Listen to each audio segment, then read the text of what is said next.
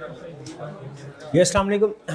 Kaif 6 lecture 48 आज के lecture का आगाज़ करते हैं। प्रीवियस लेक्चर में हमने क्रिटिकल सक्सेस फैक्टर और केपीएस के बारे में स्टडी किया था। आज के लेक्चर में उनके पास्ट पेपर के क्वेश्चन को डिस्कस करेंगे और फिर उसके बाद न्यू कंसेप्ट है बेंचमार्किंग, इसकी तरफ चलेंगे बेंचमार्किंग। लेकिन उससे पहले एज यूजुअल हमारा क्विज़ लिंक आपके ग्रुप में शेयर कर दिया गया है, जल्दी से क्लिक कीजिए और क्विज़ के लिए तैयार हो जाए। तैयार हैं तो बताइए।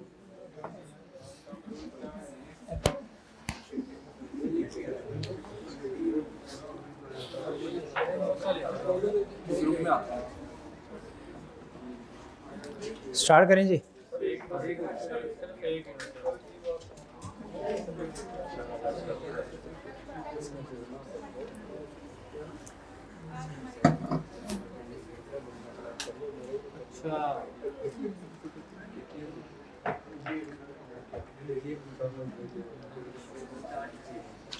चलिए नेक्स्ट चलते हैं। अब हम हाउ टू प्ले बताइए, एक्सप्लेन करने की ज़रूरत नहीं।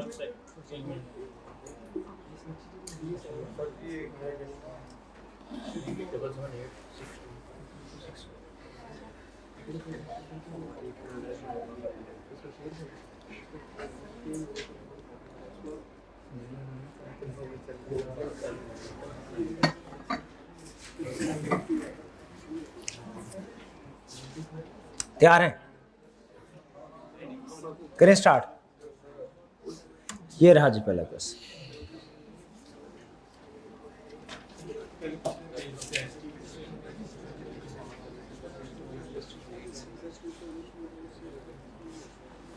मेरा तो आप ही नहीं रह गया।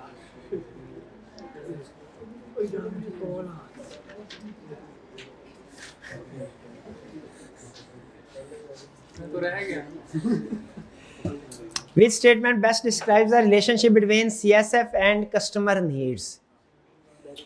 दोनों में क्या relate? CSFs are indirectly influenced by customer needs. Yes, CSF must be directly aligned with customer needs. Directly customer need के साथ डायरेक्ट रिलेशनशिप है, डायरेक्टली अलाइनमेंट होनी चाहिए क्रिटिकल सक्सेस फैक्टर्स की, क्योंकि कस्टमर नीड को तो सामने रखे क्रिटिकल सक्सेस फैक्टर डिसाइड होंगे। कस्टमर को सामने रख के डिसाइड होंगे कि हमें खुद अपने आप को कस्टमर को देखेंगे। चलिए नेक्स्ट क्वेश्चन 2। ये रहा जी question 2।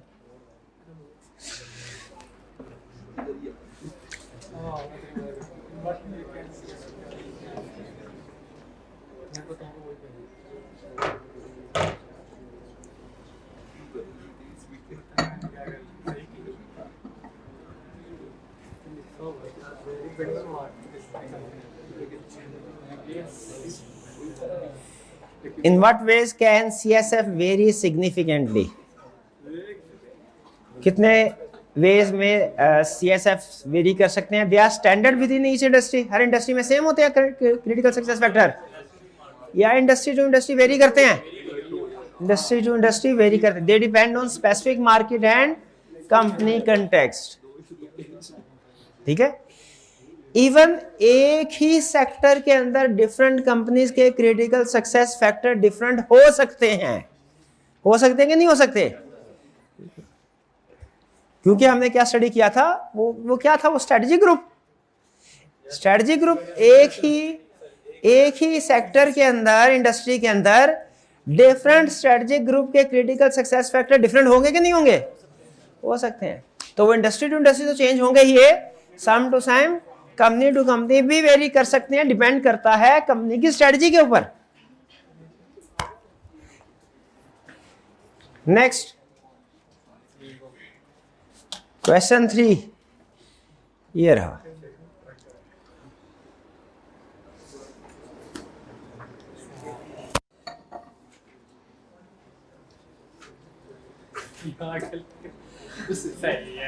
What is the fundamental characteristic of KPIs? कि KPIs क्या है? सब्जेक्टिव वैल्यूएशन क्राइटेरिया या क्वांटिफाइबल मेजरमेंट टूल्स या जनरल बिजनेस गोल्स या intangible performance indicator? Quantifiable measurement tools.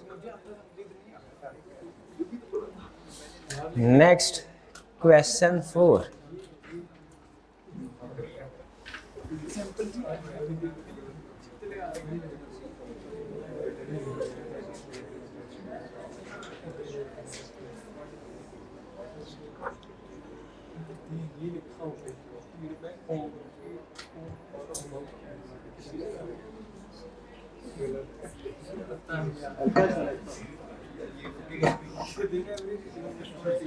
Identify correct pairing of critical success factor and KPIs for maintaining high customer satisfaction. उसने बता दिया critical success factor क्या है, high customer satisfaction. High customer satisfaction को सामने रखते हुए बताना है हमने क्वालिटी फूड का एम्प्लॉय टर्नओवर रेशियो के साथ कोई क्वालिटी फूड अगर क्रिटिकल सक्सेस फैक्टर होगा, इसका केपीआई क्या एम्प्लॉय टर्नओवर होगा. एम्प्लॉय टर्नओवर कम है तो इसका मतलब ये होगा कि हमारी क्वालिटी ऑफ फूड बहुत अच्छी है, तो ये करेक्ट पेयर नहीं है. क्या मार्केट शेयर और percentage of reduction in cost में रिलेशनशिप है? नहीं. मार्केट शेयर का रिडक्शन इन कॉस्ट है, हाँ मार्केट शेयर का इंक्रीज इन यूनिट सोल्ड, इसके साथ पेयर बन सकता है कि क्रिटिकल सक्सेस फैक्टर अगर मार्केट शेयर हो तो उसका केपीआई होगा कि आपकी सेल्स कितने यूनिट्स इंक्रीज हो रहे हैं. ये भी तो एफिशिएंट सर्विस और एवरेज वेट टाइम पर टेबल, ये इसका कस्टमर सेटिस्फेक्शन को सामने रखते हुए ये सही रिलेशनशिप बनता है. एफिशिएंट सर्विस क्या होगा हमारा क्रिटिकल सक्सेस फैक्टर. अगर critical success factor efficient service है, केपीआई क्या होगा इसका? Average weight time. और कस्टमर लॉयल्टी अगर क्रिटिकल सक्सेस फैक्टर है तो number of items on menu. ठीक है, इससे कोई इसका ताल्लुक नहीं. फिर करेक्ट ऑप्शन सी. आगे चलते हैं.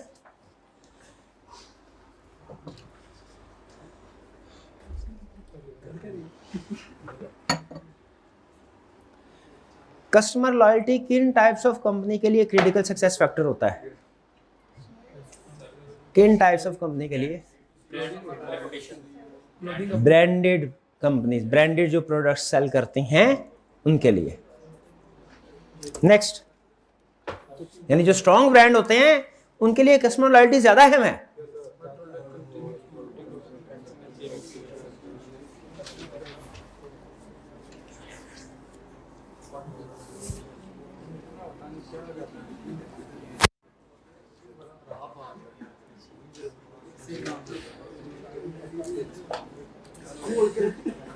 What role does continuous monitoring of KPIs play in achieving critical success factor? KPIs का क्या रोल होता है? मॉनिटरिंग ऑफ KPIs है, KPIs का नहीं है. What role does continuous monitoring of KPI? Monitoring of KPI क्या इंश्योर करती है? It validates the effectiveness of critical success factor. के critical success factor effectively achieve हो रहे हैं कि नहीं हो रहे. आपने केपीआईज और क्रिटिकल सक्सेस फैक्टर को ध्यान में रखा है, लेकिन मॉनिटरिंग ऑफ केपीआईज को ध्यान में नहीं रखा. भाई मॉनिटरिंग ऑफ केपीआई से क्या, वो नहीं दिया था मॉडल उसने 6 स्टेप. किसने मॉडल दिया था?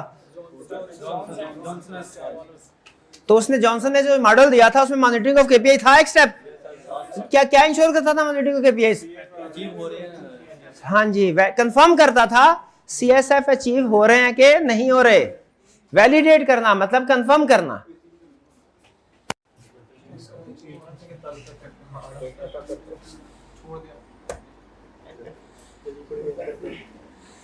क्वेश्चन 6 ये रहा.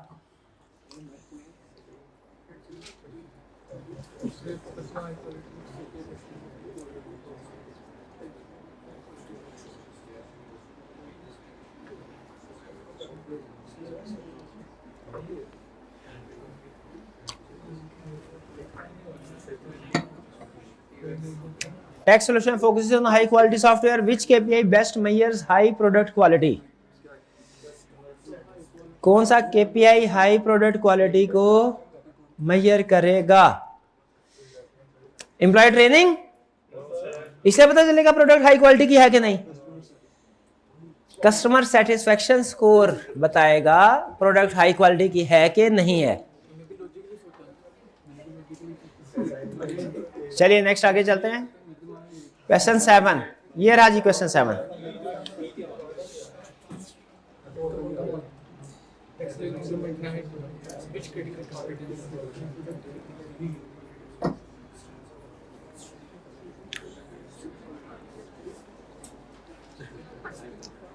अब ये नहीं पूछा हाई प्रोडक्ट क्वालिटी के लिए केपीआई क्या चाहिए। केपीआई तो सिर्फ मेजर करेगा ना, स्किल कौन सी चाहिए उस चीज को अचीव करने के लिए। Extensive marketing, high product quality extensive marketing से अचीव नहीं होती। स्ट्रिक्ट क्वालिटी कंट्रोल, ये ठीक है।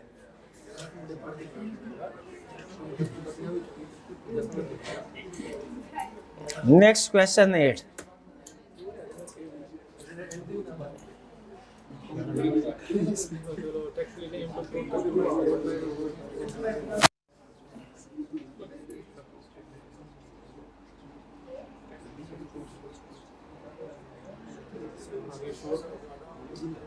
मैंने सारे किए और सारे किए हुआ ना।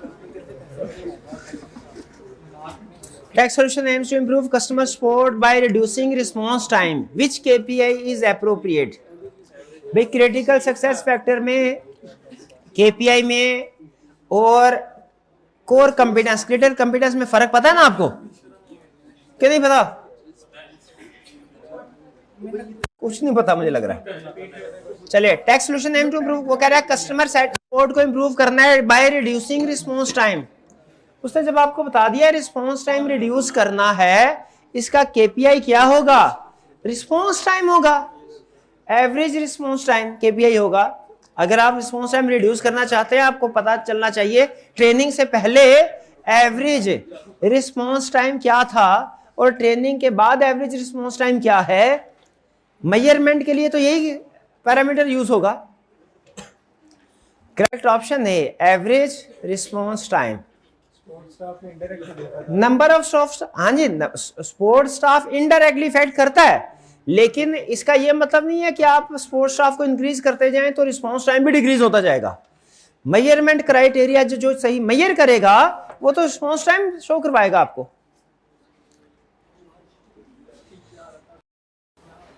नेक्स्ट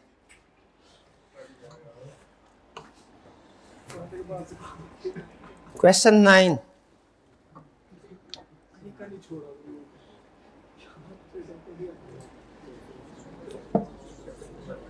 अब तेरा होगा।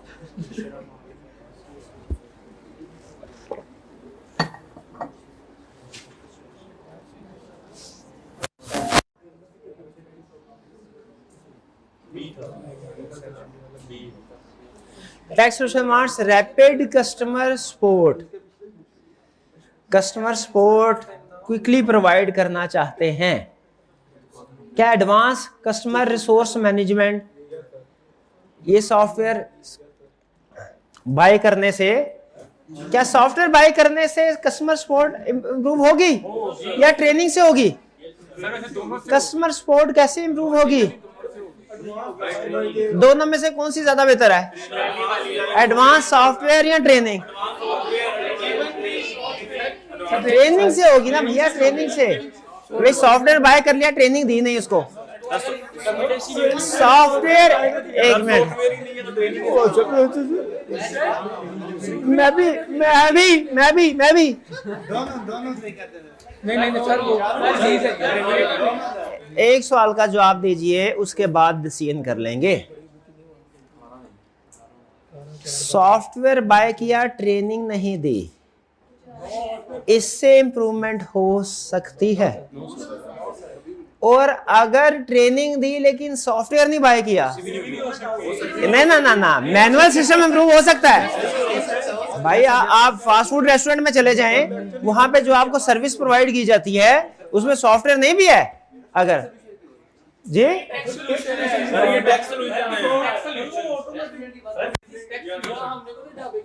टैक्स से रिलेटेड सर, कुछ टैक्स से रिलेट करें ना तो लाइक एडवांस और सीआरएम सॉफ्टवेयर अगर वर्कर। अच्छा, वैसे टेक वाली बात से हम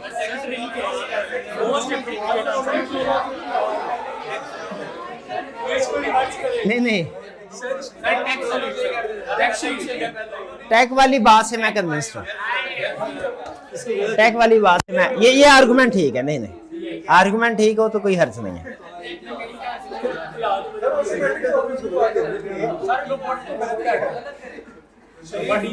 नहीं नहीं नहीं वो भी ठीक है, वो किसमें से।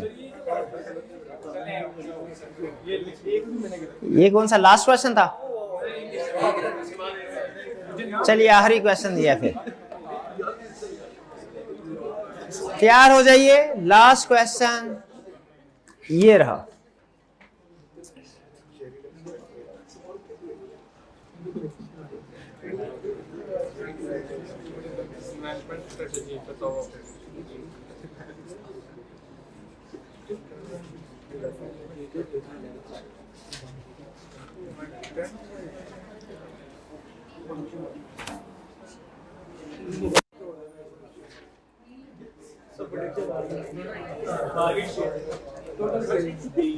Bill Wright is implementing strict inventory management system. What is the best KPI to assess progress?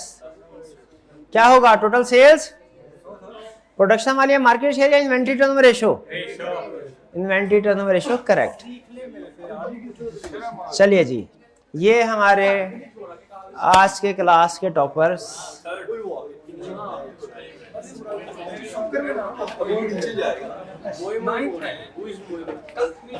चलिए फर्स्ट पोजीशन शाबाश, सेकंड पोजीशन, सेकंड पोजीशन किनकी है? ऑनलाइन वाले। Third position, fourth position, fifth position, sixth position, seventh, eighth position, ninth position. Ninth किसी की नहीं online? Ninth किधर है? वो नाइन्थ है। Ninth, tenth position, tenth position. चले ऑनलाइन वाले की होगी।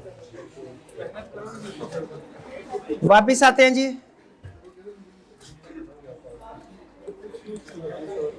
क्वेश्चंस की तरफ। केस स्टडी आज की जो हम अटेम्प्ट करने जा रहे हैं वो है volume 2 question number 11, question 11 chapter 8 volume 2। चलिए भाई बस कर दीजिए।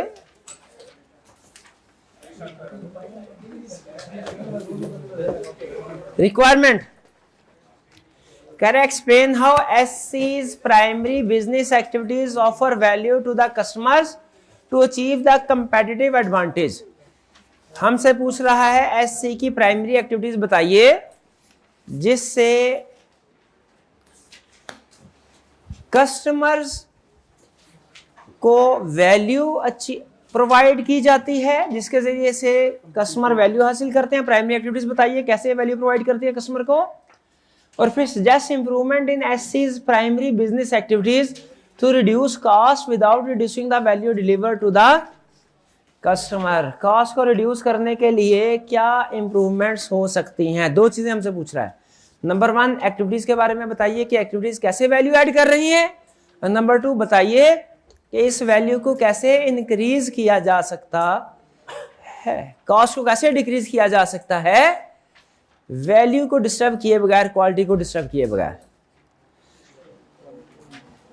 तो स्टार्ट करते हैं हम पहले इस क्वेश्चन को। ये केस स्टडी स्टाइल में क्वेश्चन है। अच्छा आपको याद है ये स्टार कॉफी वाला क्वेश्चन, इससे पहले भी हमने कॉफी वाला क्वेश्चन किया है, क्वेश्चन 14। उस क्वेश्चन में और इस क्वेश्चन में क्या फर्क है? आपको कोई फर्क नजर आ रहा है? कोई फर्क नजर आ रहा है? कॉफी वाला क्वेश्चन जो हमने पहले किया था वो कौन सा था? द कॉफी हाउस, TCH वाला। कॉफी हाउस वाले क्वेश्चन में और इस क्वेश्चन में क्या फर्क है बताइए, फिर आगे चलेंगे। क्या वो भी प्राइमरी एक्टिविटीज वाला क्वेश्चन था? कॉफी हाउस प्राइमरी एक्टिविटीज वाला क्वेश्चन था, वैल्यूएशन एनालिसिस का क्वेश्चन था। उस क्वेश्चन में और इस क्वेश्चन में फर्क बताइए। उसमें लिस्ट करनी थी, इसमें एक्सप्लेन करना था। क्या क्या एडिशन हो सकता है उसमें हमें उसने एक्टिविटीज को डिटेल में डिस्क्राइब नहीं किया था। इस क्वेश्चन में एक्टिविटीज को डिटेल में डिस्क्राइब कर रहा है। तो बताइए हमारे लिए कौन से वाला क्वेश्चन इजी होता है एग्जाम में बैठ के, जिसमें डिटेल एक्टिविटीज बता रहा हो या जिसमें एक्टिविटीज ना बताई हो? हाँ, बज़ाहिर लगता है कि बड़ा क्वेश्चन है, लेकिन ये क्वेश्चन असल में आसान है, क्योंकि इसमें एक्टिविटीज को खुद से बता रहा है, हमने सिर्फ उनको एनालाइज करके क्लासीफाई करना है। हमने सिर्फ उनको एनालाइज करके क्लासीफाई करना। ना करे भाई, मैं लेक्चर चलाने दे मेरे को। Star coffees is A USA based chain of high and cafes. बताइए इसमें कोई वैल्यू चेन एनालिसिस से रेलिवेंट कंसेप्ट है? नहीं है। It has 63 states of the arts cafe, mostly in the commercial areas of the country, to target office workers. जी बताइए इसमें भी क्या कोई कंपनी की एक्टिविटीज के बारे में बता रहा है? नहीं। जबकि जो वैल्यू चेन एनालिसिस है तो कंपनी की इंटरनल एक्टिविटी से रिलेट करता है, कि इसका ताल्लुक एक्सटर्नल सिस्टम से भी होता है, एक्सटर्नल एनवायरनमेंट से भी होता है। वैल्यू चेन एनालिसिस का ताल्लुक सिर्फ इंटरनल एक्टिविटी से होता है कि एक्सटर्नल एक्टिविटी से भी?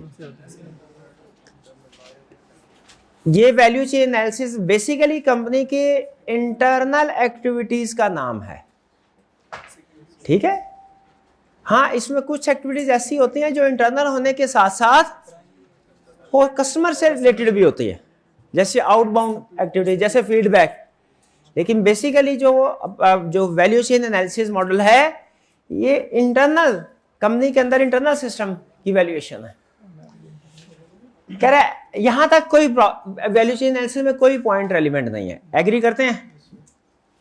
Every year in October SC order freshly harvested and processed coffee cherries from several growers in Guatemala, a place that is well known for its coffee industry and offer benefits of labor arbitrage. जी बताइए अब ये कौन से वाले activity को effect कर रहा है? Inbound logistic. क्या ये इनबाउंड लॉजिस्टिक? आउटबाउंड किससे? प्रोक्योरमेंट से।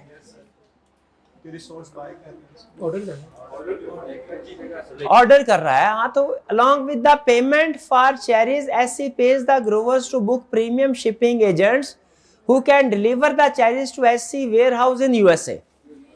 चलिए अब बताइए, ये इनबाउंड में है भाईजान। ये अब चीजें मटेरियल हमारे पास आ रहा है, हमने ऑर्डर नहीं किया। हाँ जी, जब वो भेज देंगे, सप्लायर का भेजना भी हमारे इनबाउंड लॉजिस्टिक में है। ऑर्डर कर दिया ना, जब एग्रीमेंट साइन हो गया, प्रोक्योरमेंट उधर खत्म हो गया। उसके बाद अगर सप्लायर वो चीजें हमें डिस्पैच कर रहा है, वो चाहे हमारे वेयर हाउस में कर रहा है, हमारे स्टोर में कर रहा है, कैफे में कर रहा है, जहां पे भी डिस्पैच कर रहा है, वो इनबाउंड लॉजिस्टिक में है। तो ये book premium shipping agents who can deliver the cherries to SC warehouse. ये जो शिपिंग एजेंट्स डिलीवर करते हैं cherries to SC warehouse, ये क्या है? Inbound logistic. When the shipments arrive, SC workers run quality control checks to keep only the best quality cherries and return the rest back to the growers. ये कौन सा है? Quality check inbound में होता है, ऑपरेशन में तो नहीं है। Inventory management. हाँ जी, इन्वेंट्री मैनेजमेंट, शाबाश। इन्वेंट्री मैनेजमेंट, इन्वेंट्री को चेक करना, इसके लेवल्स मेंटेन करना, इन्वेंट्री मैनेजमेंट, ये सारे का सारा इनबाउंड लॉजिस्टिक में आएगा। तो ये भी इनबाउंड लॉजिस्टिक का पॉइंट है। क्लियर? अच्छा, अब ये कैसे कस्टमर को क्वालिटी प्रोवाइड कर रहा है? अब ये तो बता दिया आपने कि ये एक्टिविटी इनबाउंड लॉजिस्टिक की है।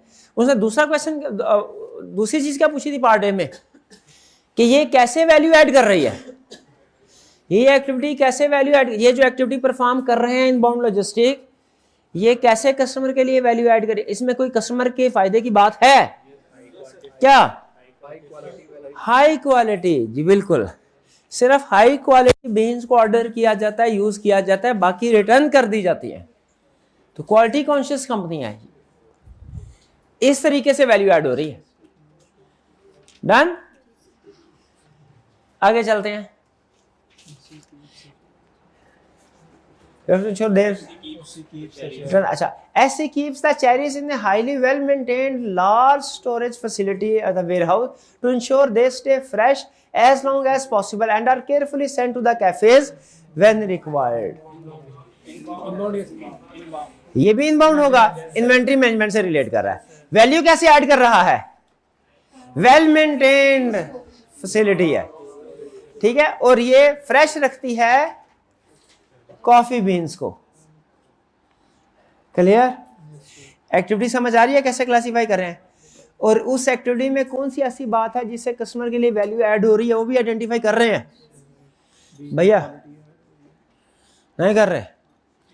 आगे चलते हैं, ये आगे भाईजान बताएंगे। अब आप पलट क्वालिटी टेस्ट वाला, कौन से वाला? क्वालिटी टेस्ट वाला सर, इससे पहले वाला पॉइंट है SC worker quality test, quality checkers लोग की होने तक quality SC workers run quality checks. Inventory आती है, वर्कर चेक करते हैं सही क्वालिटी क्या है कि नहीं, 2 नंबर माल तो नहीं है इसमें, और जो 2 नंबर माल होता है वो वापस भेज देते हैं।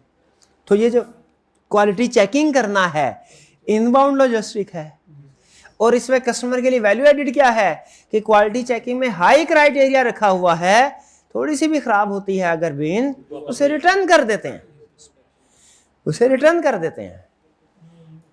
ठीक है, ये जब आप कस्टमर वैल्यू ढूंढ रहे होते हैं ना, तो सेंटेंस में ऐसी इंफॉर्मेशन ढूंढा करें जिससे वो बता रहा हो कि ये वैल्यू अच्छे तरीके से परफॉर्म की जा रही है एक्टिविटी। ठीक है, पढ़ाना ये एक्टिविटी है, इसमें कस्टमर के लिए वैल्यू एडिड नहीं है। अगर केस स्टडी में कहेगा अच्छा पढ़ाया जा रहा है या एक्सपीरियंस टीचर से पढ़ाया जा रहा है, तो ये जो अच्छा पढ़ाया जा रहा है, एक्सपीरियंस है, ये है कैसे वैल्यू ऐड हो रही है। पढ़ाया जा रहा वो सिर्फ एक्टिविटी है। तो ये जो इसमें एडजेक्टिव, इंग्लिश में एडजेक्टिव बोलते हैं ना, केस स्टडी के अंदर जो एडजेक्टिव्स होंगे ना अच्छे वाले, वो हैं आपके लिए पॉइंट्स कैसे वैल्यू ऐड हो रही है। आगे ईच, अभी तक हमारा क्या हुआ, सिर्फ इनबाउंड हुआ बस, बाकी कोई एक्टिविटी नहीं हुई। Each SC cafe is equipped with roasters and grinders. Grinders है, चल बात ठीक है, मेरी इंग्लिश साहब की है। Grinders, the roasting process is quite complex but the grinding process is fairly simple. As soon as cherries arrive at the cafe, they are checked for freshness and roasted into coffee bean. अब ये एक तरह से हमारी factory है जिसमें आगे चीजें manufacturing operations. The roasting process is quite complex, but the grinding process is fairly simple. As soon as the cherries arrive, they are checked for freshness and roasted into coffee beans according to SC's specific requirement. ठीक है, the coffee beans carry a long shelf life and are kept at small store in the cafes to bring just the right flavours. The coffee beans are crushed by grinders right when that perfect cup of coffee needs to be prepared. जी बताइए, अब ये सारा कौन सा वाला activities बता रहा है हमें? ऑपरेशंस की एक्टिविटी। जरा वन बाय वन बताइए। सबसे पहले क्या, ये जो coffee cherries arrive at cafes, they are checked for freshness, ये ऑपरेशंस में आएगा, इनबाउंड में नहीं आएगा। क्योंकि ये विद इन द कंपनी है। इनबाउंड तो होता है कि वो कंपनी के अंदर आ रहा, अब कंपनी के अंदर ही वो वेयर हाउस डिपार्टमेंट से जिस डिपार्टमेंट में यूज होना है वहां पे यूज करवा सेंड कर रहे हैं, तो ये कौन से वाला होगा? Operations specific. तो ये हमारा हो गया ऑपरेशंस की एक्टिविटी। और इसमें कस्टमर के लिए वैल्यू एडिड कैसे है कि फ्रेशनेस चेक की जाती है। ठीक है, फ्रेशनेस उनकी चेक की जाती है यूज करने से पहले। Next, coffee beans carry a long shelf life and are kept at small store in the cafe to bring just the right flavors. The coffee beans are crushed by grinders right when that perfect cup of tea. यानी वो कह रहा है कि जी वो ताज़ा ताज़ा बनाते हैं, ऐसा नहीं कि पहले क्रश करके रख लिया, कॉफी बना के रख ली, जो आया उसे गर्म करके दे दी। तो ये भी हमारी एक्टिविटी है।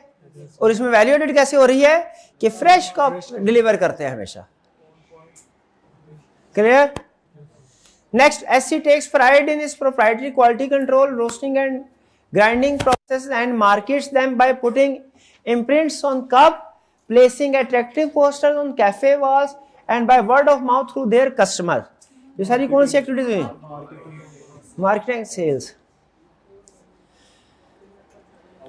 और इसमें वैल्यू कैसे ऐड हो रही है कि वो सोशल मीडिया को यूज कर रहे हैं, वर्ड ऑफ माउथ को यूज कर रहे हैं, पोस्टर्स, इम्प्रिंट्स ऑन कप्स, इनको यूज कर रहे हैं ताकि वो लार्ज ऑडियंस तक रीच कर सके। S is extremely particular about the customer experience at the cafes. ठीक है, it only hires experience staff, maintains cafes in immaculate conditions, has a credible loyalty program and provides free use of Wi-Fi, newspaper and magazine। अब ये सिर्फ experience staff को higher करते हैं। ये कौन सा होगा? ये तो HR वाली होगी एक्टिविटी, उसने सिर्फ प्राइमरी एक्टिविटीज पूछी है, तो इसको हम स्किप कर दें। Maintains cafe in immaculate conditions, ये आउटबाउंड लॉजिस्टिक है कि किस तरीके से कस्टमर को प्रोवाइड की जा रही है कॉफी। अब देखिए इसमें कहीं पे उसने ये नहीं बताया कि कस्टमर को ऑनलाइन डिलीवर की जा रही है, कस्टमर के घर में डिलीवर की जा रही है कॉफी, कस्टमर के घर में कॉफी डिलीवर नहीं की जा रही, तो इसका मतलब है कैफे में कॉफी डिलीवर की जा रही है, तो इसकी आउटबाउंड लॉजिस्टिक जो है वो विद इन कैफे एक्टिविटीज होंगी ना। तो कैफे के अंदर अच्छा माहौल क्रिएट किया जा रहा है, ये हमारा आउटबाउंड लॉजिस्टिक में आएगा, यानी किस तरीके से आप अपनी प्रोडक्ट कस्टमर को सर्व कर रहे हैं। ठीक है, ये याद है, ये वैसा ही कंसेप्ट है जैसा हमने वो पढ़ा था कंप्यूटर वाला, वो स्टोर के अंदर से ही कंप्यूटर से करता था ना, तो उसकी आउटबाउंड लॉजिस्टिक में वो स्टोर के अंदर वाली एक्टिविटीज शामिल थी। यहाँ पे भी कॉफी जो है कॉफी हाउस के अंदर है ना, कॉफी हाउस बेसिकली ऑर्गेनाइजेशन का हिस्सा है, तो आउटबाउंड लॉजिस्टिक में क्या आएगा, कॉफी किस तरीके से डिलीवर की जा रही है उनको। जी कैफे के अंदर प्रोवाइड कर रहे हैं और हमारे जो पोस्टर्स लगे हैं वो भी कैफे की वॉल के ऊपर लगे हैं। नहीं, पोस्टर कैफे की वॉल पे नहीं लगे, किधर लिखा हुआ? क्या पोस्टर सिर्फ कैफे की वॉल पे लगे हुए हैं?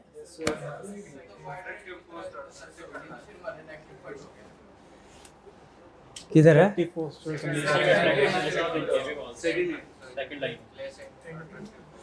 And by word of mouth, ठीक है, और कैफे के वॉल के अंदर नहीं, मार्केटिंग का तरीका कार है ना उनका, मार्केटिंग का तरीका एक तो वर्ड ऑफ, वो एक्सटर्नल मार्केटिंग नहीं कर रहे, ये क्लियर है, वो कैफे से बाहर मार्केटिंग नहीं कर रहे, कैफे के अंदर कर रहे हैं, या जो कैफे में जो सेटिस्फाइड कस्टमर होते हैं वो दूसरे लोगों को बताते हैं, बिल्कुल ठीक है। लेकिन पार्ट बी में उसने यही चीज पूछी है कि मुझे बताइए किस तरीके से एक्टिविटीज को आप यहाँ पे इम्प्रूव कर सकते हैं। तो इम्प्रूवमेंट में हम ये बता देंगे कि मार्केटिंग एंड सेल्स को सोशल मीडिया वगैरह पे भी लॉन्च करना चाहिए कैंपेन्स को। सर मेरा क्वेश्चन ये था कि मतलब जो अभी के लिए जो मार्केटिंग है ये वैल्यू ऐड किस तरह कर रही है? अभी के लिए मार्केटिंग कैसे वैल्यू ऐड कर रही है? अच्छा पहले मुझे ये बताइए, आपको ये पता चल गया कि आउटबाउंड लॉजिस्टिक में कौन सी एक्टिविटी शामिल हो रही है? पहले तो मुझे ये बताइए, क्योंकि आउटबाउंड लॉजिस्टिक इसमें क्लियरली उसने डिफरेंशिएट नहीं किया, वो विद इन दी ऑर्गेनाइजेशन ही गुड्स डिलीवर हो रहे हैं। तो इस तरह का क्वेश्चन हमने पहले भी किया था, तो आपको क्लियर हो गया विद इन दी ऑर्गेनाइजेशन जैसे आप डिलीवर कर रहे हैं प्रोडक्ट को, वो आउटबाउंड लॉजिस्टिक में आएगा। क्लियर? अच्छा, अब इनका क्वेश्चन इनबाउंड हो गया, ऑपरेशन हो गया, आउटबाउंड। अब ये मार्केटिंग एंड सेल्स में क्या कोई एक्टिविटी परफॉर्म कर रहे हैं कि नहीं कर रहे? देखिए पहले मुझे ये बताइए, मार्केटिंग एंड सेल्स में एक्टिविटी परफॉर्म हो रही है, अच्छी हो रही है या नहीं? इंप्रूवमेंट की गुंजाइश है या नहीं, ये बात की बात है। पहले तो ये बताइए कि एग्जिस्टिंग कोई मार्केटिंग हो रही है कि नहीं हो रही? हो रही है, लिमिटेड सेंस में सही, within the store cafe ही सही, लेकिन मार्केटिंग हो तो रही है। ठीक है, तो हम इसको मार्केटिंग एंड सेल्स एक्टिविटी में इंक्लूड करेंगे। वैल्यू क्या ऐड करेंगे? हमने वैल्यू ऐड करेंगे, ये कस्टमर के लिए एक गुड एक्सपीरियंस, कस्टमर के लिए ये कैसे वैल्यू ऐड कर रही है? सर जो आ रहे हैं वॉक इन कस्टमर्स हैं उनको मतलब कि अट्रैक्टिव पोस्टर्स है ना, तो वो अट्रैक्ट होंगे और मतलब कि दोबारा से आएंगे वो। हाँ, वॉक इन कस्टमर के लिए ये है, जो हमारे एग्जिस्टिंग कस्टमर्स हैं उनको एक उनको अच्छी वाइब्स आएंगी। हाँ, एग्जिस्टिंग कस्टमर सेल्फीज लेके सोशल मीडिया पे अपलोड करेगा, टैग करेगा नहीं, लेकिन ये एग्जिस्टिंग कस्टमर को देखें, आउटसाइड कस्टमर को फोकस नहीं कर रहे। ये इनमें नेगेटिव पॉइंट जरूर है, इसमें मैं आपसे एग्री करता हूं, लेकिन एग्जिस्टिंग कस्टमर को अट्रैक्ट करने के लिए इन्होंने एक एनवायरनमेंट जरूर क्रिएट किया है। ठीक है, वो एनवायरनमेंट जो है वो वही इनके लिए मार्केटिंग है। मेंटेनिंग कस्टमर लॉयल्टी लिख सकते हैं, लेकिन इससे वैसे लॉयल्टी नहीं एग्जिस्ट। लॉयल्टी तो होगी लॉयल्टी प्रोग्राम वगैरह के जरिए से जब डिस्काउंट ऑफर किए जाएंगे। भाई जब उनको थोड़ा सोचना होता है ना, उस वक्त कोशिश क्या करें बातें ना करें, वरना डिस्टर्बेंस होती। तो इसमें कस्टमर लॉयल्टी नहीं बेहतर होगा, मेरा ख्याल है इसमें जो बेहतर यही होगा कि एग्जिस्टिंग कस्टमर को अट्रैक्ट करने के लिए या उनको रिटेन करने के लिए, ठीक है, ये जरूरी है, ये एक्टिविटीज प्रोवाइड की जा रही। और फिर इसके बाद इसमें वाईफाई भी तो शामिल कर लें, न्यूज़पेपर और मैगजीन भी है, ये लॉयल्टी प्रोग्राम है। हाँ, ये पॉइंट आगे ना, ये सारा इन एग्रीगेट, ये सारा हमारे लिए मार्केटिंग और सेल्स का एक अच्छा पॉइंट है। ठीक है, वो सिर्फ आप वॉल पोस्टर के ऊपर फोकस ना करें, अभी तक हम सिर्फ वॉल पोस्टर के ऊपर डिस्कशन कर रहे थे। इसके साथ साथ लॉयल्टी प्रोग्राम भी है, फ्री वाईफाई भी प्रोवाइड किया जा रहा है। फ्री वाईफाई भी एक तरह से मार्केटिंग टूल है, और न्यूज़पेपर और मैगजीन भी अवेलेबल किए जाते हैं वहां पे। ये तो 4 हुए। इनबाउंड हुआ, operations, outbound, marketing and sale. कौन सा रह गया? After sales. तो क्या कहीं पे बता रहा है कस्टमर के कि फीडबैक आ रहा है?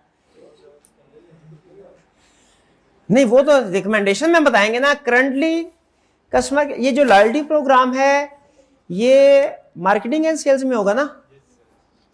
Loyalty program after sale services में तो नहीं होगा। नहीं, आफ्टर सेल सर्विसेज में नहीं होगा loyalty program. After sale service का कोई पॉइंट बता रहा है वो भी मार्केटिंग नहीं। वर्ड ऑफ माउथ हम नहीं कर रहे, वर्ड ऑफ माउथ तो कस्टमर ही कर रहा है, वो आफ्टर सेल सर्विस में नहीं आ सकता, वो मार्केटिंग में आ सकता है। वर्ड ऑफ माउथ मार्केटिंग में आ सकता है, मार्केटिंग का एक तरीकाकार है word of mouth. SC extremely particular about the customer experience at the cafe. ऐसे So it is extremely particular about the customer experience at the cafe. ऐसे is extremely particular about the customer experience at the cafe. हाँ, लेकिन उसमें उसने इसको clarify नहीं किया होगा किस। हाँ, कस्टमर का एक्सपीरियंस अच्छा होना चाहिए जो कैफे में आएगा, यूजुअली आफ्टर सेल सर्विस पे तो नहीं आ सकता। नहीं, मुझे अपील नहीं करा, फ्रैंकली बताऊं। कस्टमर एक्सपीरियंस के बारे में पर्टिकुलर तो है, लेकिन इसको मेजर करने के लिए या इसको फीडबैक की बात नहीं कर रहा। तो इसका मतलब ये हुआ वो फिर हम उसे इंप्रूवमेंट में बता देंगे। देखिए, पार्ट ए में उसने हमसे क्या पूछा है, रिक्वायरमेंट को जरा गौर से समझिए।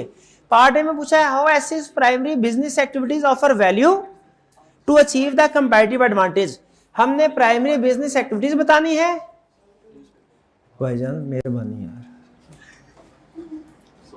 आप प्यारे भाई इधर बैठा करें कल से, हैं उनसे जरा दूर रह के, ठीक है मेरा भाई। रिक्वायरमेंट में क्या कह रहा है, प्राइमरी बिजनेस एक्टिविटीज बतानी है और कैसे वो कस्टमर के लिए वैल्यू ऐड कर रही हैं ये बताना है, ठीक है, वैल्यू एडेड। पार्ट बी में वो कह रहा है suggest improvements in Asis primary business activities to reduce cost without reducing the value deliver to the customer. Suggestions इसमें देनी है, सजेशंस हमने पार्ट बी में देनी है। तो सजेशन स्टार्ट करें। अब क्या हमने बता दिया कि कौन कौन सी activities primary business activities perform कर रहे हैं ये, और कैसे वैल्यू ऐड हो रही है हर एक एक्टिविटी में। इसमें सिर्फ एक एक्टिविटी मेरे ख्याल में क्वेश्चन में उसने कवर नहीं की, जो हम नहीं कर सकेंगे आफ्टर वाईफाई और मैगजीन। नहीं, मेरा ख्याल है ये मार्केटिंग एंड सेल्स में होगी। आंसर में आफ्टर सेल में लिखी हुई नहीं होगी। 1 by 1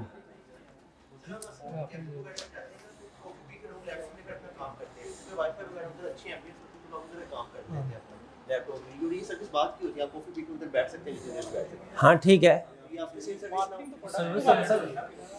ये आफ्टर सेल सर्विस हुई कि बिफोर सेल सर्विस हुई?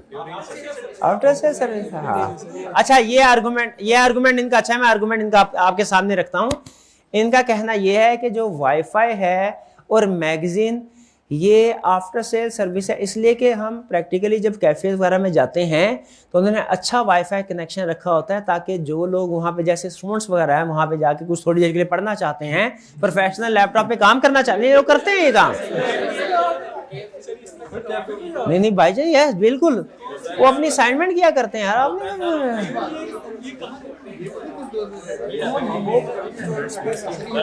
तो भाई वो कैफे में जाके आप चाहे तो पढ़ भी सकते हैं, ये ऑप्शन भी होते हैं। तो उनका पॉइंट ऑफ व्यू ये है, देखिए स्टूडेंट का पॉइंट ऑफ व्यू ये है कि चूंकि वहाँ पे वाईफाई प्रोवाइड करते हैं, मैक्सिमम प्रोवाइड करते हैं, ताकि हम कॉफी वगैरह पीने के बाद भी थोड़ी देर वहाँ पे बैठ सकते हैं, अपना काम वगैरह करना चाहें कर सकते हैं। तो ये आफ्टर सेल सर्विस ही है। तो भाई वो दूसरे रेस्टोरेंट होते हैं यार, किस KFC में जाएंगे, मैकडोनल्ड में जाएंगे तो वैसे ही कहेंगे ना भाई फटाफट खा के निकले। नहीं, चलिए आगे चलते हैं नेक्स्ट। नहीं, अब ये पॉइंट मुझे अपील कर रहा है कि बाकी आफ्टर सेल सर्विस में आ सकता है फ्री वाईफाई वाला। नेक्स्ट, इंप्रूव सजेशंस दीजिए। इसमें बताइए सबसे पहले, अच्छा इस सजेशन में ध्यान में रखिएगा, कुछ एक्टिविटीज क्लियरली हमें क्वेश्चन के अंदर से मिल जाती हैं। जैसे यहाँ पे हमें एक एक्टिविटी मार्केटिंग में एक्टिविटी में ये कि सोशल मीडिया कैंपेन नहीं कर रहे, ट्रेडिशनल मार्केटिंग नहीं कर रहे, वो हम सजेशन दे सकते हैं इसमें कैसे इंप्रूव किया जा सकता है इसको। और फिर इसके अलावा और कौन सी है, इनबाउंड लॉजिस्टिक में क्या कह सकते हैं। अब ये जो क्लियरली मेंशन नहीं कि उसने सोल्यूशन में, आपको पता है वो आपने जजमेंट की बेस पे बतानी है। सर हम साल में एक दफा इन्वेंट्री ऑर्डर करते हैं। इनबाउंड लॉजिस्टिक में मुझे बताइए क्या एक्टिविटी हो सकती है इंप्रूव करने के लिए सिस्टम। सर हम साल में एक दफा, लेकिन आपने कोशिश ये करनी है क्वालिटी कंप्रोमाइज, कि क्वालिटी कंप्रोमाइज, कॉस्ट रिड्यूस हो, क्वालिटी कंप्रोमाइज ना हो। सर हम साल में एक दफा इन्वेंट्री रिसीव कर रहे हैं। इनबाउंड लॉजिस्टिक में एफिशिएंट मशीनरी तो ऑपरेशन में आएगा। इनबाउंड लॉजिस्टिक में रीऑर्डर क्वांटिटी इस्टेब्लिश की जा सकती है, इकोनॉमिक ऑर्डर क्वांटिटी, बिल्कुल sorry, economic order quantity establish की जा सकती है ताकि जरूरत के वक्त हम इकट्ठा सामान मंगवाएं। बार बार मंगवाने से कॉस्ट बढ़ेगी। और अगर वो सप्लायर करीब ही है, मतलब सप्लायर जो लोकेशन है उसके करीब ही है, तो फिर इकोनॉमिक ऑर्डर क्वांटिटी के बजाय just in time inventory system भी ऑप्ट किया जा सकता है। जब हमें पता है कि सप्लायर करीब ही है, एक दिन में डिलीवरी दे सकता है, तो उसे ज्यादा क्वांटिटी मंगवाने की जरूरत नहीं है। हाँ जी, मिनिमम इन्वेंट्री मेंटेन करे और जैसे जरूरत पड़े क्वांटिटी मंगवा लीजिए। ये तो हो गया हमारा इनबाउंड लॉजिस्टिक में सजेशन। इनबाउंड लॉजिस्टिक में हमने क्या सजेशन दिया, बहन जी बताइए, इनबाउंड लॉजिस्टिक में क्या सजेशन दिया हमने, कैसे इंप्रूव कर सकते हैं इसको। क्वालिटी को इंप्रूव कर सकते हैं। अच्छा ये सजेशन अच्छी है, लेकिन क्वेश्चन के अंदर ऑलरेडी उसने बोला हुआ है कि मैं पहले ही बेहतरीन क्वालिटी को चूज करता हूं, तो इसलिए मेरा ख्याल है ये कोई यहाँ पे अब रेलिवेंट नहीं होगी। है जरूर रेलिवेंट इनबाउंड लॉजिस्टिक्स से, लेकिन इस केस स्टडी से रेलिवेंट नहीं है। क्यों नहीं है, क्योंकि ऑलरेडी वो कह रहा है कि मैं तरतीब से चले। ऑलरेडी वो कह रहा है कि मैं हाई क्वालिटी बीन सेलेक्ट करता हूं। इन्वेंट्री मैनेजमेंट कहा जा सकता है, इन्वेंट्री मैनेजमेंट का उसने जिक्र नहीं किया। ऑपरेशंस में क्या वैल्यू है, इक्विपमेंट अच्छा होना चाहिए, फ्लेवर ज्यादा कर दिए जाए, ये ऑपरेशंस में आएगा, फ्लेवर ज्यादा कर दिए जाए।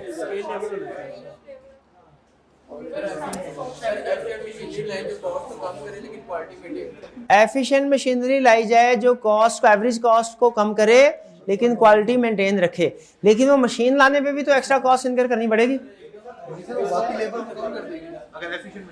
अगर एफिशिएंट मशीन है तो वो कह रहे हैं कि काउंटर के तौर पे लेबर कॉस्ट कम हो सकती है। करेक्ट, दो हो गए हमारे पास, एक इन्वेंट्री मैनेजमेंट इनबाउंड लॉजिस्टिक में हमने बता दिया, और दूसरा एफिशिएंट मशीनरी हमने ऑपरेशन में बता दिया। आउटबाउंड लॉजिस्टिक में बताइए। ऑनलाइन डिलीवरी, हाँ शाबाश, ये अच्छा पॉइंट है। ऑनलाइन डिलीवर नहीं किया जा रहा, ऑनलाइन डिलीवरी की जा सकती है, ड्राइव थ्रू, ठीक है। ये आउटबाउंड लॉजिस्टिक भी आ गया। मार्केटिंग में हमने बता दिया सोशल मीडिया को यूज करना चाहिए, ये एक लो कॉस्ट कैंपेन होगी। और लास्ट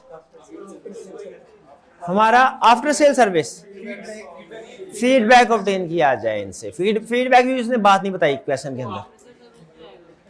आफ्टर सेल ये जी, एक मिनट आ रहे, फीडबैक हमारा आफ्टर सेल सर्विस में आएगा या मार्केटिंग में? आफ्टर सेल सर्विस में आएगा। आफ्टर सेल सर्विस को इंप्रूव करने के लिए फीडबैक लिया जाता है। सर्विस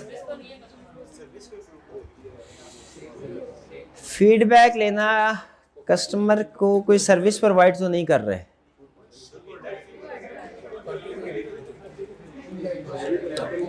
फीडबैक से वैल्यू ऐड हो रही है, एग्रीड, लेकिन ये आफ्टर सेल स्टूडेंट, इनका पॉइंट ऑफ व्यू ये है कि ये आफ्टर सेल सर्विस में नहीं आना चाहिए फीडबैक लेना। तो किस एक्टिविटी में आना चाहिए ये? मार्केटिंग में?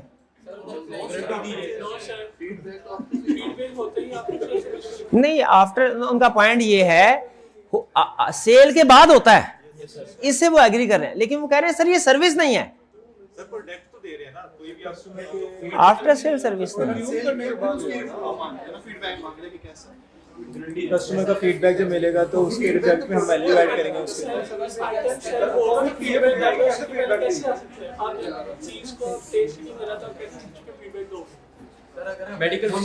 नहीं पॉइंट लेकिन और कोई सूटेबल इसके लिए एक्टिविटी हमें नजर नहीं आ रही। चले फिलहाल इसको इसमें क्लासिफाई करें, मैं इसके ऊपर सर्च करता हूं कि ये भाई एक वक्त में एक आर्गुमेंट किया करे यार, 3 स्टूडेंट इकट्ठे आर्गुमेंट कर रहे हैं, मुझे बिल्कुल समझ नहीं आती ये। या मैं ऐसा करता हूँ, ये डिस्कशन वाला एलिमेंट्स के लेक्चर से निकाल देते हैं हम, मैं ही आपको सिर्फ पढ़ा दिया करता हूँ। मैं तो सिर्फ इसलिए कि फुटवर्क थॉट आपके पास होगा, ब्रेनस्टॉर्मिंग होगी, आइडियाज फ्रेश आएंगे, तो आप जब किसी आइडिया को एक्सेप्ट करते हैं, रिजेक्ट करते हैं, कमेंट करते हैं ना, तो उस वक्त खुद भी सोच रहे होते हैं। लेकिन ये थोड़ा सा तरीके से करें, वो एट द सेम टाइम 3 बच्चे अगर डिस्कशन करें मेरे लिए, अपने लिए प्रॉब्लम हो जाएगी। जी मेरे भाई बताइए क्या आर्गुमेंट?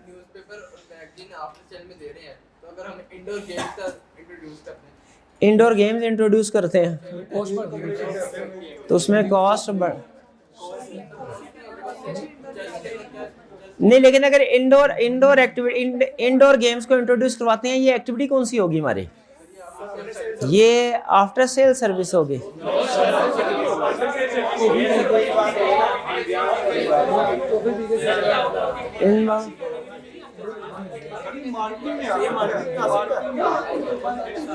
ये मार्केटिंग में आ सकता, ये किसी सेकेंडरी एक्टिविटी में तो क्लासिफाई नहीं होता।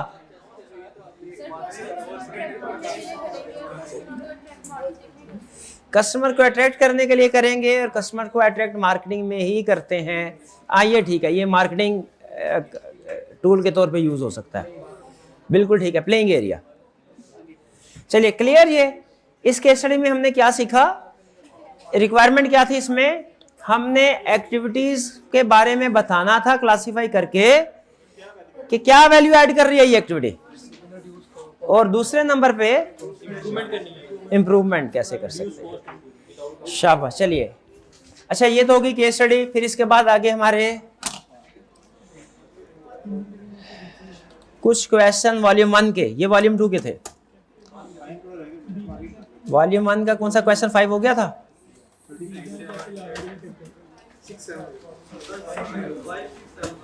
Question 5, define a core competence and describe the factor that create a core competence. Core competence क्या है?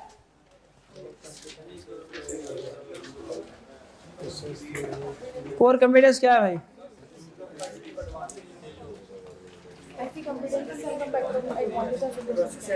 स्किल्स, ऑपरेशन, प्रोसेस जो हेल्प करती है कंपैरेटिव एडवांटेज अचीव करने में। For any two successful major companies that you know, identify and explain what you consider to be their core competence. जी किसी company का नाम बताइए और बताइए उसकी कोर कंपिटेंस क्या है, जिसकी वजह से वो जानी पहचानी जाती है कि ये इसकी यूनिक सर्विस है। गूगल की कोर कंपिटेंस क्या है? आईफोन के सिक्योरिटी सर्विस, एप्पल के सिक्योरिटी सर्विस, और डिजाइन भी उनके अच्छे होते हैं। डिजाइन नहीं होते, सिक्योरिटी सबसे अच्छी होती है। चलिए कोर कंपिटेंस सिक्योरिटी। और इसके अलावा Amazon की कोर कंपिटेंस क्या है? Logistics and customer service. Logistics पूरी दुनिया में सप्लाई करते हैं। भाई एक दूसरे के साथ आर्गुमेंट ना करें, मेरे साथ कर ले मेरे भाई। एक दूसरे को यकीन कीजिए, आप कन्विंस नहीं कर पाएंगे मेरे भाई। वो अलग ही बैठे हुए हैं जी। इसके अलावा कोई कंपनी, Amazon की एग्जांपल दे दी इन्होंने आईफोन की एग्जांपल दे दी, और कोई कंपनी आपके जहन में आ रही हो? नाइकी के क्या कोर कंपिटेंस है? क्वालिटी। चलिए ठीक है जी। C explain the significance of core competence of product market business strategy, comparative advantage को अचीव करने में हेल्पफुल होती है लॉन्ग रन में। Next question 6, a firm of accountant has an office in major Pakistani city. The partners are considering an expansion of the business. They are opening another office in another city 50 miles away. The partners want to expand their business, but they are cautious about investing in a project that might not succeed and might cost them a lot of money. They have a meeting to discuss the factors that would be critical to the success of new office. They prepare the following list of factors. Requirement क्या है? Identify which of the above factors could be considered as critical success factors. पहले तो ये decide कर लीजिए कि 5 factor उसने हमें दिए हैं, हमें कितने क्रिटिकल सक्सेस फैक्टर आइडेंटिफाई करने चाहिए। क्या एक ही जो सबसे अहम है, या टॉप 2 या टॉप 3? कितने? देखिए अहम तो सारे ही होंगे, सारे ही प्लस है और बिजनेस सक्सेस के लिए जरूरी है। इनमें से हमने देखना है क्रिटिकल कितने हैं, 2 कर लेते हैं। चलिए सबसे पहले, और ये याद रखिए पहले सारे आप पढ़ लेंगे, एक एक करके डिसाइड नहीं कर सकते, क्योंकि जो क्रिटिकल कंपिटेंस है ना, ये कंपैरेटिवली डिसाइड होता है। आप इसमें कोई सेपरेट एग्जांपल को वैल्यूएट करके नहीं बता सकेंगे कि ये सबसे अहम है कि नहीं है। तो बेहतर यही है कि जब क्रिटिकल कंपिटेंस आपने डिसाइड करना हो, क्रिटिकल सक्सेस फैक्टर को डिसाइड करना हो, तो पहले सबको रीड कर लें, फिर उसके बाद डिसाइड करें।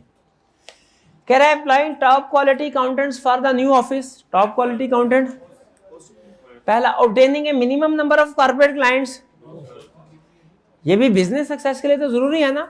Obtaining minimum number of private या individual clients, offering a full range of audit and accountancy services, locating the new office in attractive city center premises. अच्छा, इसमें 2 मैंने क्लियरली रूल आउट कर दिए, सेकंड और थर्ड ये अहम जरूर है, क्रिटिकल नहीं है, और एक मैंने फौरी तौर पे सेलेक्ट कर लिया, टॉप क्वालिटी अकाउंटेंट्स, ये क्रिटिकल सक्सेस फैक्टर है। अब बाकी 4th और 5th में से हमने डिसाइड करना है। आपके ख्याल में दोनों में से कौन सा ज्यादा, कितने स्टूडेंट्स के ख्याल में full range of services provide करना ज्यादा अहम है, और कितने स्टूडेंट्स के ख्याल में एक अट्रैक्टिव सिटी सेंटर प्रेमिसेस पे जहां पे आसानी के साथ एक्सेस हो सके वो ज्यादा। ये भी, लेकिन ये कस्टमर ने चूंकि रोज रोज विजिट नहीं करना होता, तो इसीलिए मेरे ख्याल में जो ज्यादा अहम है वो 4 है। 5th इस वजह से कि कस्टमर ने डेली बेसिस के ऊपर विजिट नहीं करना, और इस वजह से भी कि हम ऑनलाइन भी उनसे कॉन्टैक्ट कर सकते हैं। हाँ जी, तो इन दोनों में से कंपैरेटिवली फिर जो ज्यादा क्रिटिकल सक्सेस फैक्टर बेहतर है वो है full range of audit and accountancy services. तो 1st और 4th ये हमारे क्रिटिकल सक्सेस फैक्टर्स होंगे। टॉप क्वालिटी अकाउंटेंट्स हो और वो हर तरह की इंश्योरेंस, ऑडिट और अदर सर्विसेज प्रोवाइड कर रहे हों, ताकि जो लोग भी आए जिस तरह की सर्विस चाहें उन्हें अच्छी सर्विस मिल सके। Clear? Critical success factor decide करने आगे। अब इसका मतलब है अगर वो आपको कोई सेक्टर बता दे तो खुद से भी आप बता सकते हैं कि इस सेक्टर के कौन से क्रिटिकल सक्सेस फैक्टर होंगे, और अगर आपको किसी सेक्टर की एक्टिविटीज बता दे या रेलिवेंट फैक्टर बता, उनमें से भी आइडेंटिफाई कर सकते हैं। क्लियर? अगर आपको सिर्फ इतनी इंफॉर्मेशन दे देता कि एक चार्टर्ड अकाउंटेंसी फर्म अपना नया ऑफिस स्टार्ट करना चाहती है, क्रिटिकल सक्सेस फैक्टर क्या होंगे, तो आप ये 2 बता सकते थे। आपको इस काबिल होना चाहिए कि अगर उसने आपको nature of activities business detail में एक्सप्लेन नहीं किया तब भी आप वैल्यूएट कर सकें, क्योंकि हमने देखा है वो हालांकि पास पेपर में आई कैप अमूमी तौर पे क्लाइंट के बारे में, उसकी एक्टिविटी के बारे में डिटेल में बताता है, लेकिन कुछ क्वेश्चन ऐसे हैं जिनमें वो डिटेल में नहीं बताता, उसमें फिर आपने खुद वैल्यूएशन करनी है जजमेंट की बेस पे। क्लियर? क्विक 2 और 3 क्रिटिकल सक्सेस फैक्टर नहीं है। कैसे होगा? ये नहीं हो पाएगा।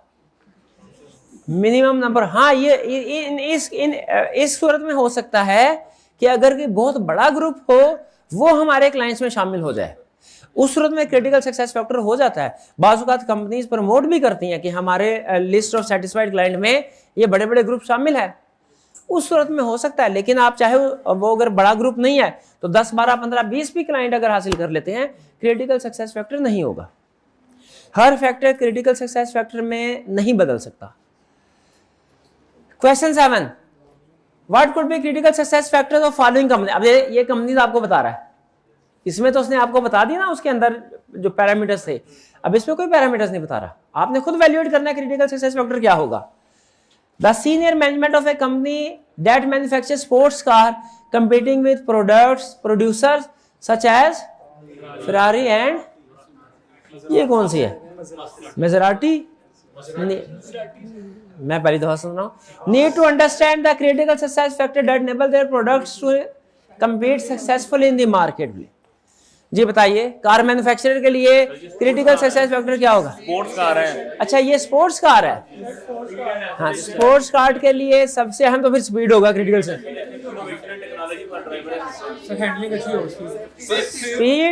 स्पीड हो गया क्रिटिकल सक्सेस फैक्टर। सेफ्टी भी होता है।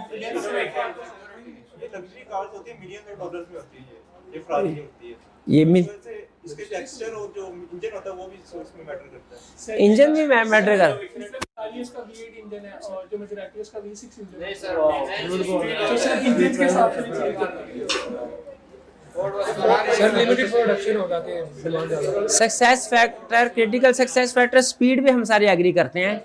इसके बाद एक भाई कह रहे हैं इंजन और एक कह रहे हैं इनोवेशन या डिजाइन और एक कह रहे हैं सेफ्टी। सेफ्टी स्पोर्ट्स कार में, हाँ, सेफ्टी एक क्रिटिकल सक्सेस फैक्टर है। इसके बगैर गाड़ी में आग भी लग सकती है और गाड़ी उल्टे तो वो ड्राइवर जो है वो मर भी सकते हैं।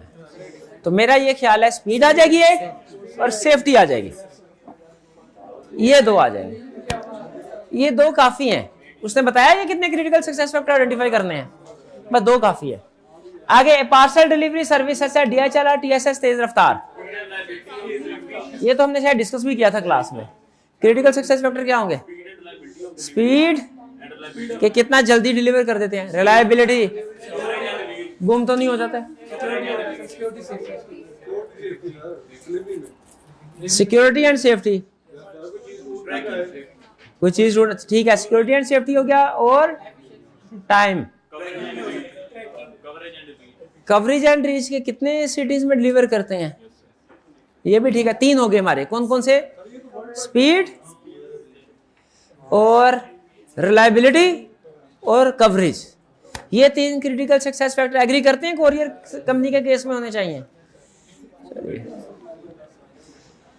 क्वेश्चन 8, अच्छा क्वेश्चन 8 जो है ये कल करेंगे, अभी मैं चाह रहा हूं कि हम नहीं टाइम नहीं अभी हुआ, छोटा सा कंसेप्ट है, कोई मुश्किल भाई 10 मिनट मुझे दे दीजिए तसल्ली के साथ इंशाल्लाह। और इसमें ज्यादातर चीजें आपने पहले पढ़ी हुई हैं, एक चीज में मुश्किल हुई ना, जहां में मुश्किल है छोड़ दीजिएगा, चाहे ऐसे नहीं है, चाहे तो किसी दिन 5 बजे तक बैठेंगे फिर।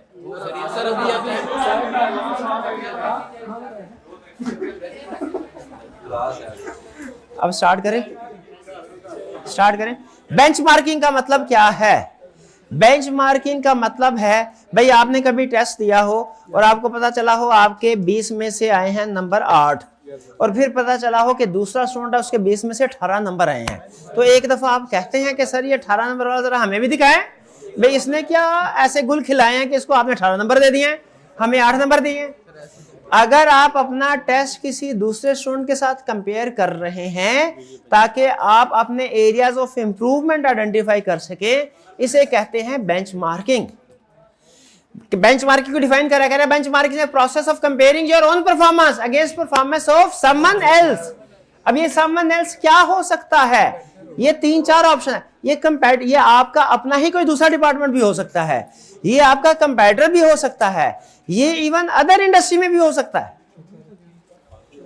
कह रहा है purpose of benchmarking is to identify, क्या पर्पस है? Differences and closing the gap.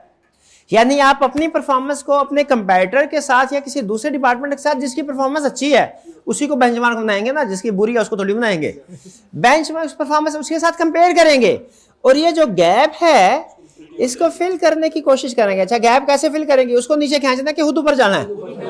खुद ऊपर जाना है। ये है क्लोजिंग द गैप। बेंचमार्किंग का मतलब क्या है? परफॉर्मेंस कंपेयर करनी है अपनी, और फिर उसे जो गैप होगा उसको फिल करने की कोशिश करनी है। कह रहे हैं मेथड्स ऑफ बेंचमार्किंग, कितने मेथड है? इंटरनल बेंचमार्किंग, जिस इंटरनल बेंचमार्किंग में क्या होता है? एंटिटी अपने ही ऑपरेशंस को अपनी सेम एंटिटी के दूसरे ऑपरेशंस के साथ कंपेयर करते हैं। जैसे गोरमे वाले अपनी एक शॉप के ग्रॉस प्रॉफिट को दूसरी शॉप के ग्रॉस प्रॉफिट के साथ कंपेयर करें। शेल वाले, पीएसओ वाले, ये पेट्रोल पंप्स वाले अपने एक पंप के प्रॉफिट मार्जिन को या सेल्स को दूसरे पंप की सेल्स या प्रॉफिट मार्जिन या किसी और पैरामीटर के साथ कंपेयर करें। ये क्या होगा? Internal benchmarking. इंटरनल बेंचमार्किंग समझ रहे हैं? एक ही कंपनी के एक डिपार्टमेंट को उस कंपनी के दूसरे डिपार्टमेंट के साथ कंपेयर करना, इंटरनल बेंचमार्क। ऑपरेशनल बेंचमार्किंग क्या है?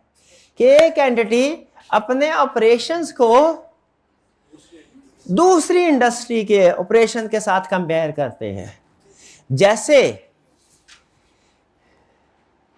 डिलीवरी के लिए फॉर एग्जांपल टीसीएस और लेपर्ड है ना, तो नहीं, टीसीएस अगर अपने ऑपरेशंस को अपने जो जितना टाइम लेती है पार्सल को डिलीवर करने के लिए, टीसीएस वाले अगर लेपर्ड के साथ कंपेयर करेंगे ना, तो ये कंपैरेटिव बेंचमार्किंग में आ जाएगा। सेम इंडस्ट्री के साथ कंपेयर करें, वो कंपैरेटिव बेंचमार्किंग है। डिफरेंट इंडस्ट्री के साथ कंपेयर करें, जैसे टीसीएस वाले भी घर घर जाके पार्सल कुछ ना कुछ डिलीवर करते हैं, उसी तरह अगर फूड पांडा वाले ये भी घर घर जाके डिलीवर करते हैं। ये वैल्यूएट करें कि हमारा जो डिलीवरी टाइम है वो, जैसे केएफसी वाले हैं, वो अपना ऑर्डर डिलीवरी टाइम फूड पांडा वालों के साथ, या यूं कह लीजिए कि टीसीएस वाले हैं, वो अपना डिस्पैच टाइम फूड पांडा वालों के साथ कंपेयर करें, या कितने % एक्यूरेटली ऑर्डर डिलीवर किया जाता है, डिलीवरी का एक्यूरेसी रेट कंपेयर करें। तो ये एक इंडस्ट्री में कंपनी अपने ऑपरेशंस को दूसरी इंडस्ट्री के साथ कंपेयर कर रही है। ये हमारा कौन सी बेंचमार्किंग होगी? Operational benchmarking. और अगर सेम इंडस्ट्री में कंपेटिटर के साथ किसी दूसरी कंपनी के साथ अपने ऑपरेशंस को कंपेयर किया जाए, ये क्या होगा? Comparative benchmarking. An entity might compare it's performance with its competitors. Comparative benchmarking is done without knowledge and cooperation of selected benchmark. और कस्टमर बेंचमार्किंग क्या है? कि आप अपनी परफॉर्मेंस को कस्टमर की एक्सपेक्टेशन के साथ कंपेयर करें कि कस्टमर की एक्सपेक्टेशन क्या थी, हमारी परफॉर्मेंस क्या है, अब इसमें जो गैप है इसको कैसे इंप्रूव करें। यह है बेंचमार्किंग। टोटल 4 तरह की बेंचमार्किंग क्या है? आप अपने ऑपरेशंस को किसी दूसरी कंपनी के ऑपरेशंस के साथ कंपेयर करते हैं, यह है बेंचमार्किंग। बेंचमार्किंग की टाइप्स कितनी है? 4 टाइप। एक इंटरनल बेंचमार्किंग, जिसमें क्या करते हैं हम, अगर हम अपनी ही कंपनी के एक डिपार्टमेंट के रिजल्ट्स को, परफॉर्मेंस को अपनी ही कंपनी के दूसरे डिपार्टमेंट के साथ कंपेयर करें, ये कौन सी बेंचमार्किंग? इंटरनल। अगर हम अपनी कंपनी की परफॉर्मेंस को कंपेयर करें कंपेटिटर के साथ सेम इंडस्ट्री में, कंपैरेटिव बेंचमार्किंग। अपनी कंपनी की परफॉर्मेंस को डिफरेंट इंडस्ट्री में कंपेयर करें, ऑपरेशनल बेंचमार्किंग। और अगर अपनी कंपनी की परफॉर्मेंस को, प्रोडक्ट की परफॉर्मेंस को कस्टमर की एक्सपेक्टेशन के साथ कंपेयर करें, कस्टमर बेंचमार्किंग। अच्छा, 4 बेंचमार्किंग है ना। अब आपने देखे बगैर एक सवाल का जवाब देना है, जिससे मुझे पता चलेगा बेंचमार्किंग कंसेप्ट समझ में आया कि नहीं। 4 टाइप्स ऑफ बेंचमार्किंग है। 3 बड़ी आसानी के साथ हो सकती है, 1 नहीं हो सकती आसानी के साथ।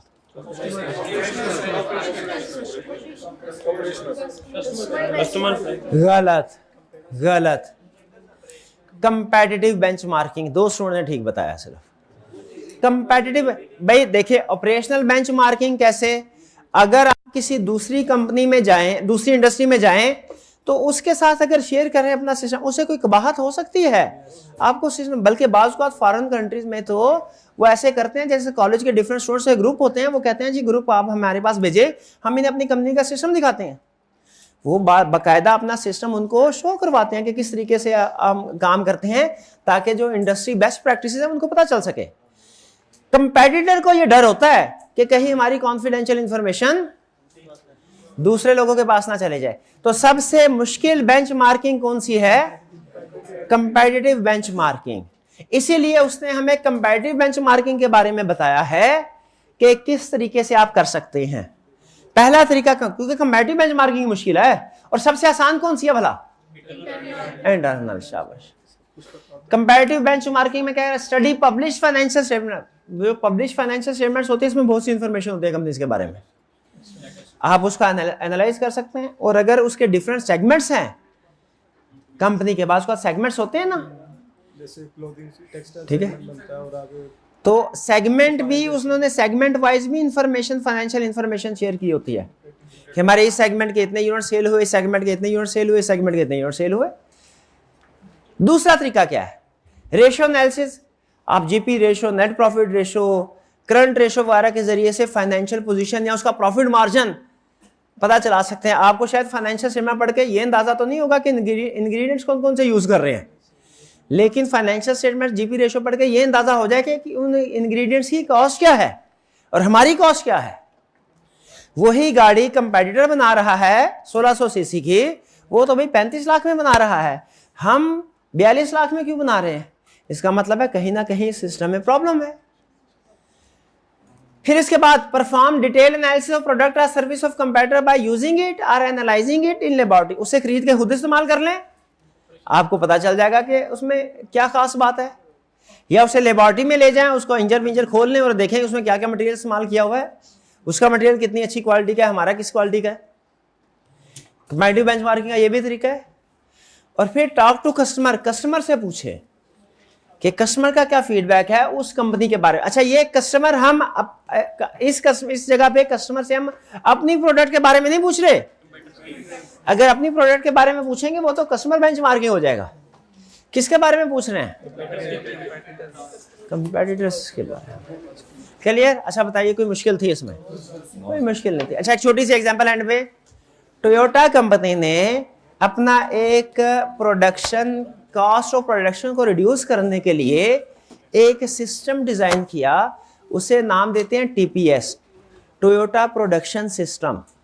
उस सिस्टम की वजह से ना सिर्फ ये कि उनकी जो गाड़ी वो जल्दी मैन्युफैक्चर होती है, उसकी मैन्युफैक्चरिंग टाइम भी कम है, बल्कि उसकी कॉस्ट भी कम है, इन्वेंट्री लेवल मेंटेन करने में भी उन्हें आसानी होती है।